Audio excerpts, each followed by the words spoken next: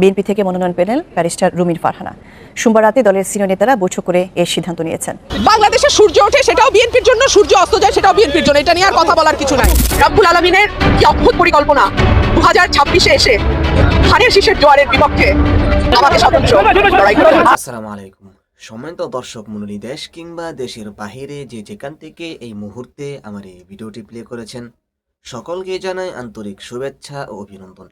সম্মানিত দর্শক মণ্ডলী, বর্তমান বাংলাদেশের রাজনৈতিক পরিস্থিতি তারই প্রেক্ষাপটে গুরুত্বপূর্ণ একটি ভিডিও নিয়ে এসেছি, যা খুবই গুরুত্বপূর্ণ।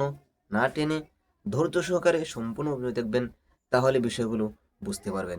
ইতিমধ্যেই তারেক রহমানের নির্দেশে অবশেষে বিএনপি থেকে পদ নিয়ে দাঁড়াতে যাচ্ছে রুমিন ফারহানা। আসলে এই বিষয় নিয়ে সামনে কি হতে যাচ্ছে, গুরুত্বপূর্ণ প্রতিবেদন থাকছে আজকের ভিডিওতে। তাই না টেনে একটি লাইক করে চ্যানেলটিকে সাবস্ক্রাইব করে আমাদের সাথে থাকুন।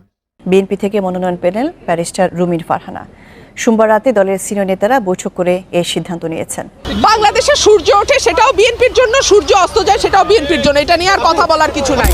রব্বুল আলামিনের কি অদ্ভুত পরিকল্পনা!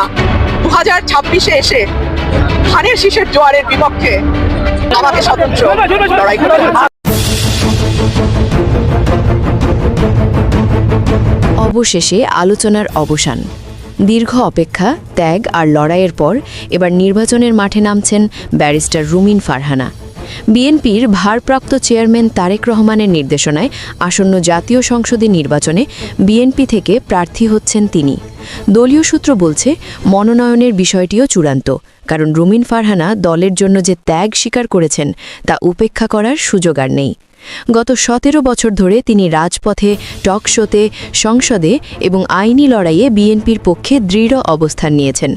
যখন অনেকেই চুপ ছিলেন, তখন রুমিন ফারহানা নির্ভয়ে কথা বলেছেন। যখন দল কঠিন সময় পার করেছে, তখন তিনি পিছু হটেননি। দলীয় নেতৃত্ব মনে করছে, এই দীর্ঘ ত্যাগের স্বীকৃতি দেওয়াটা এখন সময়ের দাবি। এছাড়াও জুলাই আন্দোলনে বিএনপির পক্ষ নিয়ে সক্রিয়ভাবে মাঠে কাজ করেছেন এই নেত্রী। দলের দুঃসময়ে হামলা, মামলা, তীব্র নির্যাতন সবকিছু উপেক্ষা করে গণমানুষের জন্য এবং বিএনপির জন্য কাজ করছেন তিনি। একজন শিক্ষিত, সাহসী ও স্পষ্টভাষী নারী নেত্রীকে নির্বাচনের বাইরে রাখার ঠিক হবে না, আর সেই কারণেই সবকিছু বিবেচনা করে তাকে নির্বাচনের জন্য সামনে আনা হয়েছে।